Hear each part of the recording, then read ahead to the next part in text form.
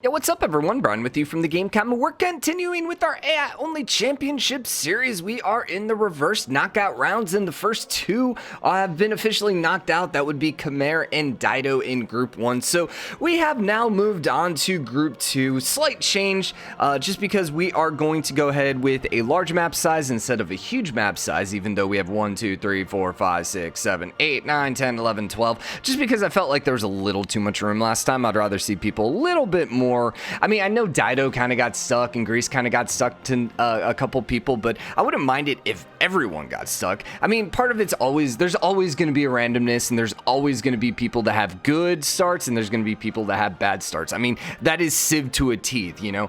It just basically is almost impossible. Well, it really is impossible for us to kind of work around. So I think everything else is the same. We do have Chandragupta in here as well as Gandhi, and I was actually kind of laughing at this one because we have Gitaja, who has never been able to make a knockout round before, and Robert the Bruce, who's never been able to make a knockout round before. So it was kind of fitting. It's just, I don't know, I find it funny that they both made it into this group. Hopefully they can pull it out. They both kind of made it in by the skin of their teeth. Although Gitaja ended up winning her group, it was kind of a late game push. Because she was kind of in fourth place there for a while, and literally it took the last minute for Norway to make it in. Oh wait, was that? Oh, I was talking about Robert the Bruce, but Norway also. I don't know Norway ever made a knockout round. So the fact that all three are in here is kind of hilarious to me. So, and then of course we got the bigwigs like Tomarus, Chandragupta is going to be hard to deal with. Mapuche is going to be hard to deal with. Montezuma, Rome can be hit or miss just because Rome tends to be aggressive and trying to get as much as territory as possible, but his units aren't as strong as, for example, a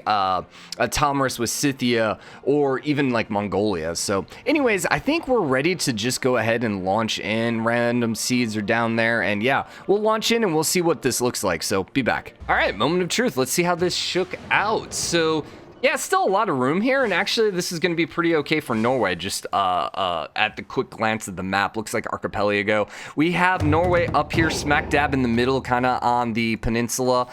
Ooh, and he's kind of trapped because Rome's right there, and unfortunately Rome didn't necessarily settle. Well, his first city isn't on the coast, so that's going to make it slightly more difficult for early aggression from Norway. Lots of room down there, but Rome also has Montezuma to deal with. So all three on this island, we were looking for some early aggression, and that we will have.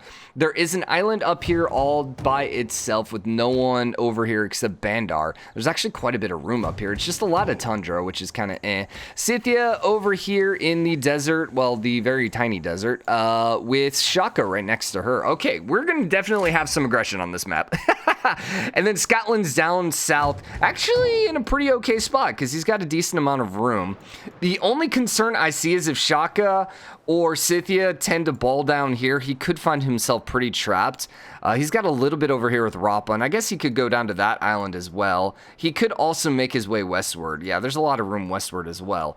Okay, so that's pretty much those guys. I don't know if there's anyone else up here. Sweden.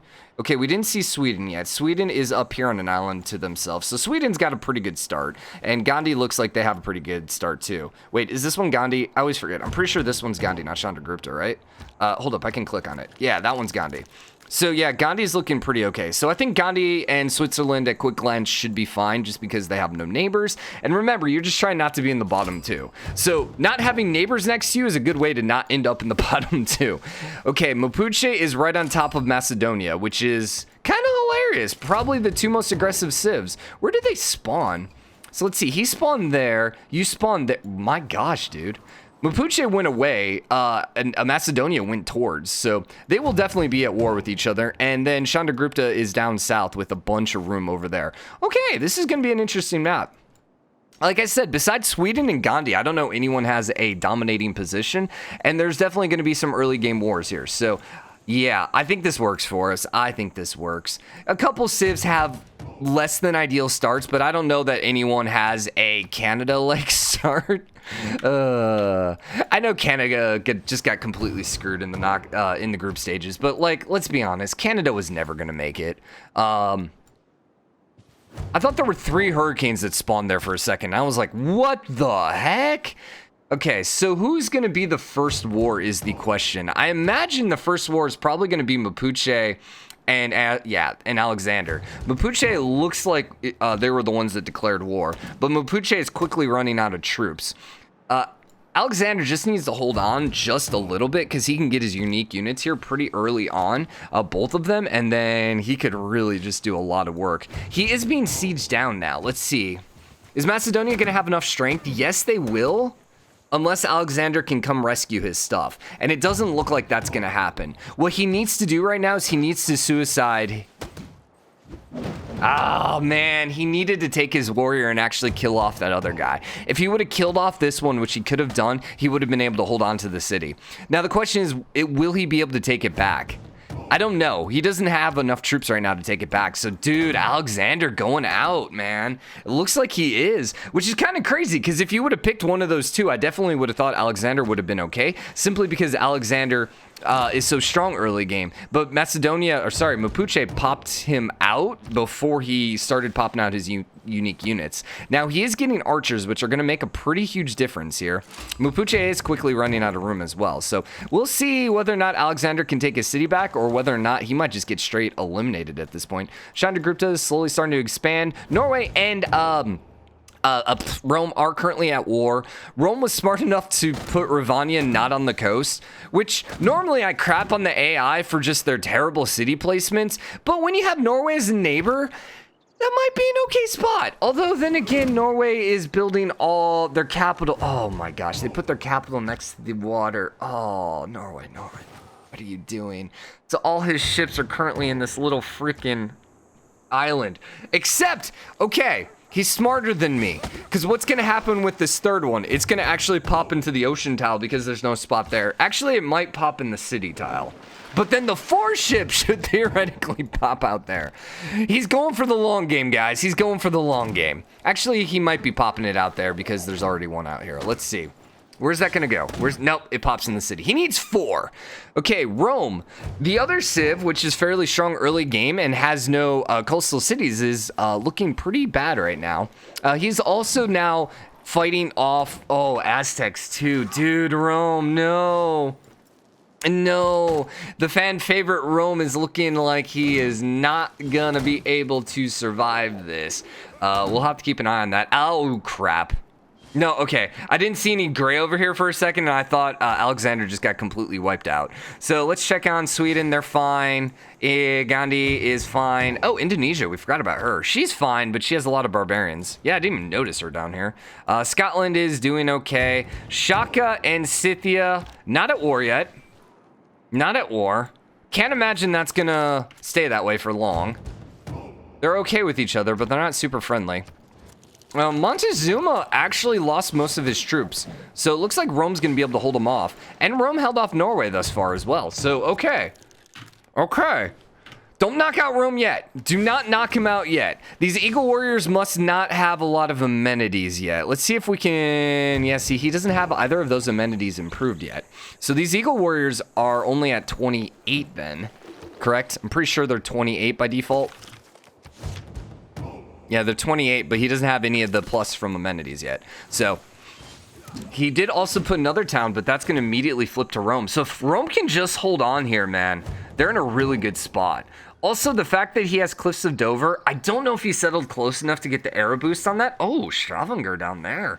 That's a little ballsy. Okay. Okay. Norway looks like they have lost the war. Yeah, they're not going to be able to get it. But they do finally have enough ships in Nidaros that in that little lake that now every time they build a ship, it's going to appear outside. Long game, man. Long game. Alexander has a whole bunch of archers. Unfortunately, I'm not sure what his archers are doing. They're not going to take his city back. And he has a bunch of other troops going to take on the barbarians. So things are not looking too hot for Alexander, at least in his counterfight. Let's see what kind of arrows we got. Alexander with the only one with the Dark Age. Not going to affect his cities, but he might have trouble taking back Mathone. Even if he grabs it, he might have trouble holding it. The normal age is across the board except for Gandhi, Chandragupta, and Gitaja. So 3 civs that really aren't bordering anyone. All right, then. So that means Rome did not get a golden age. Rome is losing their capital now. Oh, no. He's gonna hold. He will hold. The clutch freaking war carts or heavy chariots, man. Wow, that did not look good. He might actually be able to go on the offensive then, because Aztecs are completely, they have no army now. Yeah, they're down to 31. Norway's at 344, but most of those are ships, and he has very few sea ports. Dude, Rome has pulled this back. He's only at 150 combat strength, so he's not doing great. But he might have enough power to come take whatever. I know how to say this city. It's just one of those cities where it's like there's too many syllables, and I'm gonna butcher one of the syllables along the way, and then I'm just not gonna be able to say it. All right, so it looks as if Shaka was declared on by Scythia, and Scythia is currently sieging down the capital. And by sieging it down, she's surrounding it. But I don't even think she can siege if she had melee units there and a ship in the sea, simply because Victor is there, depending on what, upgrades Victor did. Now, Scotland is pretty well trapped down here now. We'll have to see if he's able to keep expanding. As long as he gets shipbuilding up pretty early so he can move his settlers, we will see. He might also be able to come up here and declare war. I imagine Alexander's in last place. Harold is actually in second to last. Interesting. I mean, Harold not being able to get any of the Roman cities is kind of bad for him. He does have some room over here, but, issues there. And then he could potentially come up there. Oof. All right. I'm impressed with Rome right here, though. And he started popping out legions, which are 36. The same as swordsmen. No, they're actually at 40. They're slightly above them. What is their production cost? 110. I just want to see what their production was compared to 65. So they're about twice as expensive. Still, those are going to make a huge difference. 40 against 28 is going to make a huge difference here in this fight. Also, all their cities now are going to get a nice little boost to the garrison defense strength because their strongest melee unit is now a legion. So, capital should be at least 40. It's 38. If he puts a legion in it, it would be 45 or so, somewhere in there. Akkad is currently... Oh, the city stages took out the Aztec city. Clutch. Oh my gosh. Rome with the city state. Taking out freaking Aztec city. Oh my gosh. We thought they were dead. We thought Rome was out. And here they go. Ow, man, that's crazy. That's crazy. Dude, I love seeing the come from behind. I love seeing the underdog, even though Rome isn't really an underdog. But, being declared on both sides and being completely trapped, they were definitely an underdog there. Coming back, that's just amazing. Alexander, he's doing okay still. The biggest issue right now is the fact that India seems to have settled up in his direction versus this direction. So, especially with Agra there, if he would have put Agra maybe on this side of the desert, he probably could have gotten another city in there and been maybe a little okay, especially if he started expanding. But then again, Sweden's going over here, so I don't know. He might be in a really bad spot unless he's able to start popping some units out and taking his towns back. It's doable. It's doable. I mean, Rome just fought off 2 people. And their city-state just conquered. Okay, so then he just ended up levying the troops, which might be okay, because, the capital here has no defense, but 20 against 32 is going to be really hard. He's much more likely to take Oh my gosh. You know what? This calls for... I know this town, because isn't it I'm pretty sure it's a TZ. A tourist town. Tzalco. I spelled that completely wrong. One of 16 municipalities in which Mexico City is divided. Oh, all right. Pronunciation then. Pronunciation. That was... I clicked the wrong button. Azcapotzalco. Okay, that's not at all what I thought. Azcapotzalco. Azcapotzalco. Azcapotzalco. Azcapotzalco? Well, oh my gosh. I'm so white. Oh, I'm so white. Okay, so the one city on the coast, or one of 2 cities now on the coast, Rome is fighting off some Viking longships. But I think they're still going to be okay, because they got a lot of power in that city.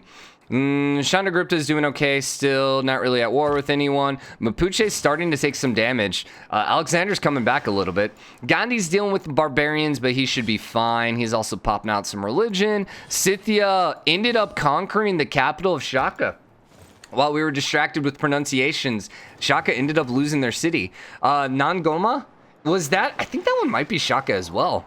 Yeah, Nangoma. I'm pretty sure that is in Africa, correct? Yeah, South Africa. All right. So 2 cities now lost to Scythia from Shaka. So Shaka now is probably in last place. Now Alexander and Shaka. Trajan is actually 3rd to last, which is hilarious considering what they've done. I can't imagine that's... Nah, there's no way Rome gets eliminated, really? Unless they lose something. They're kind of out of towns. Like, they're going to have to, I don't even know what they do. They may be able to put a city over here. I don't know. But I feel like with Aztecs being so weak, they might be able to grab a city or two. And even Norway. Like, Norway has no combat strength other than their, longships. Okay, Alexander is pushing, but it looks like he's just bypassing his city and going for the capital, which is just not a good thing right now. Indonesia is fine. Indonesia might end up fighting some Norway. We might have some sea battles between the two. We shall see about that. And then Scotland's just kind of chilling over here. Scotland's being Scotland, man. Kind of in the edge of the world. He didn't start in the tundra, but he did start on the edge of the world. I'm telling you, man, they have some bias towards starting on one edge of the world. I know it's not in the bias, but man, every time. Like, when do you ever see them spawn in the middle in a tropical paradise? It just doesn't happen. Maybe because everyone else gets like boosts towards like tropicals or forest or rivers, and so they're the one that doesn't have any of those boosts, and so because of that, that's why they always start in the craplands. I don't know. Sweden's kind of out of room as well. Yeah, I'm glad we did large instead of huge. I think this is much, much better. A lot more entertaining, at least early game. He's going for the capital. He's taking the capital, but he doesn't have any melee troops to hold it. He's currently defending Alexandria, but he's not going to really have to worry about that for too much longer. The bigger issue is what is the Varu and Chandragupta going to end up doing. Also, how did he take damage from luck now? It must have been a flood. Yeah, probably a flood. Mohenjo's flipping to Rome. Okay, that's what he needs. Is he at war with anyone right now? He's still at war with both of them. But what's going to happen is he's going to take Mohenjo. That's going to, help all his housings, so his cities are going to grow a little bit bigger. In addition to that, he's going to start putting some loyalty pressure down here, and Stavanger's probably going to end up flipping. Because Rome had a normal age, as did Norway. If he ever gets that golden age, though, we're going to start seeing some stuff flipping. Okay, Aztecs are still fine. They did lose that one city, though, so they're a little bit behind. And usually when the AI gets a city raised, that kind of breaks them. Like, it's almost as if they don't know what to do at that point. And the fact is, none of them are built, like, he's not building more settlers, so he's not trying to resettle the city. Also, oh my gosh. So Rome uses a COD to help burn down an Aztec city, then decides to reward them by conquering them. I guess you could argue that, hey, you guys proved so valuable that we want you as part of our empire. You know, I'm sure some people would say that. Other people would probably argue, wait a second, you took away their freedom. That's bad. But, you know, it is what it is. It is what it is. So Rome's definitely not near the bottom now. So right now it's Alexander, Lautaro, Harold, and Montezuma, and then Trajan's right there. And then there's a huge gap, and everyone else above them is pretty much okay. And yeah, that should happen. So Trajan, let's see if they will have a... Well, yeah, they will most likely have the emergency against them, because Montezuma and Norway will say yes to this. I don't know if anyone else will join in. I don't even know if they know anyone else. Gitarja and Scythia. Gitarja might say yes. She doesn't have that much larger of an army. Scythia might, because she does have a larger army. And she could potentially send some troops, but it depends on whether or not... Now, she's not at war. So I think Scythia will say yes. Oh, Shaka's out. Yeah, Shaka got eliminated. She ended up finishing him off. Horse Lord. All right, Scotland, the game has changed a little bit. You need to be a little careful now. So yeah, he's completely eliminated. So now it's just one of the bottoms. So I'm just going to go ahead and write Shaka right now. We might not get to 225 turns then. All right, I was not expecting Shaka to go out. I had to say, I think Shaka was one of the favorites coming in to the last, to the knockout rounds. Simply because he can just get so powerful there. Now, COD does have these longships, but 32 garrison defense strength is pretty nice. If he can get a legionnaire in that city, he's going to be rolling pretty strong. The other thing is, like, caravels. I don't know where he went on his tech, but if he can pop out some caravels, basically it's going to be impossible to grab, because the defensive strength on these is going to go way the heck up. What are our yields looking like? So Tomer is 51, Robert the Bruce is 55. So Robert's actually in first now. Okay. Trajan's at 32, so he's a little bit behind. Culture Gitaja's in first place. But Christina and Chandragupta are all right there as well. Okay. Did we look at the new eras? I don't think we did. So Scythia got a golden age, Gitaja got a golden age, then everyone got a normal age except Chandragupta and Norway. So Norway should be losing Stavanger. They're not yet. Interesting. By the way, did the emergency... No, it failed. Really? Montezuma said yes, Harold said yes, but Trajan put just enough to say no. And are you friendly then with?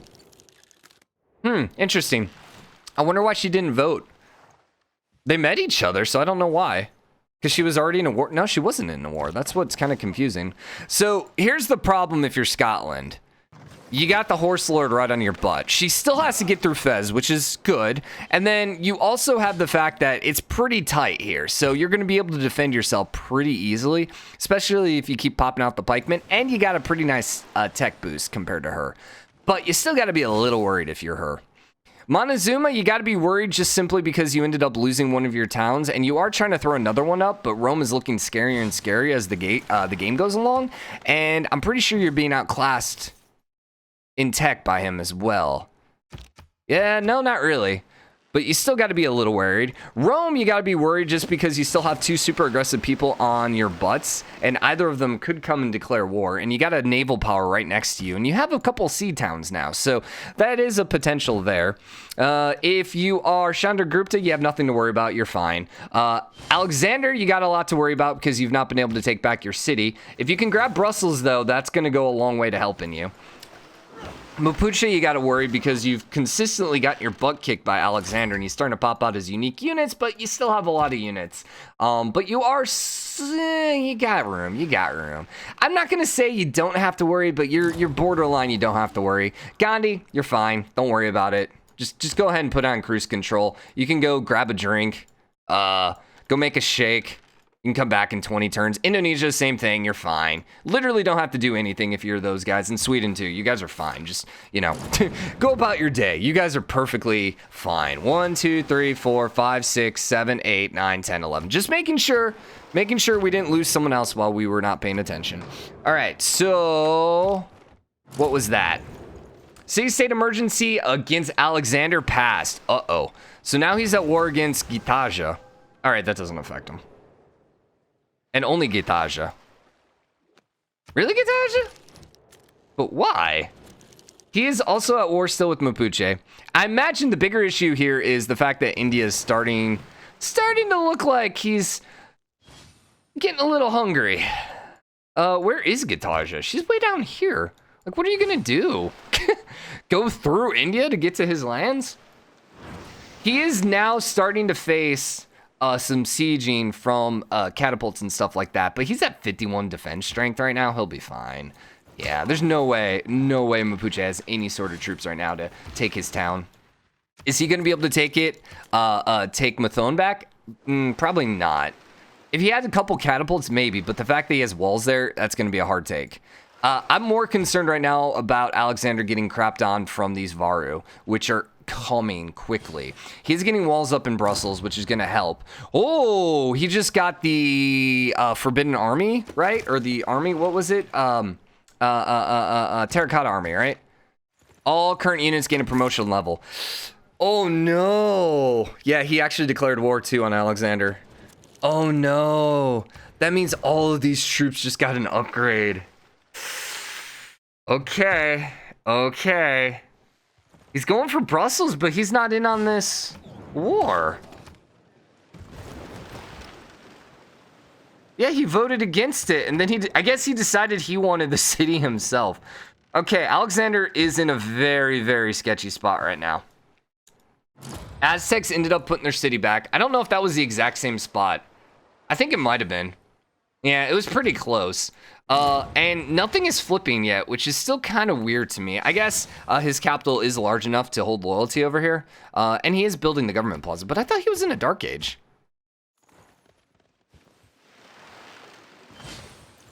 No, he's in normal age. Okay, I think I saw the green there, and I thought that was Alexander. Oh, no, no, no. We were thinking in Norway was in the dark age. Yeah, okay. But Norway's still fine on city. On loyalty, too. Yeah. Rome's cities really aren't that big. Part of it, though, is Ravania wasn't on the water. Mo and Joe, he ended up conquering, so there went his housing bonus, for what it's worth. Did I talk about him taking... Yeah, I think I did mess that up. I think I was talking about him taking Mo and Joe and then getting the housing bonus, as opposed to, wait a second, he needs a suzerainate to get the housing bonus, but whatever. Okay, well, we're going to wrap this episode up here. Hope you guys enjoyed it. If you did, drop a like, comment, let me know what you think. As always, hit the subscribe button, join the game, comment, share your support. Okay, so India, Chandragupta took Brussels and released it, which is fine, but he didn't join the emergency to do that very thing. And then I'm assuming... So then the people who did, aka Indonesia, just won the emergency because someone who wasn't in the emergency ended up doing it. All right, that's weird. Anyways, I'll see you guys next episode. Bye, everyone.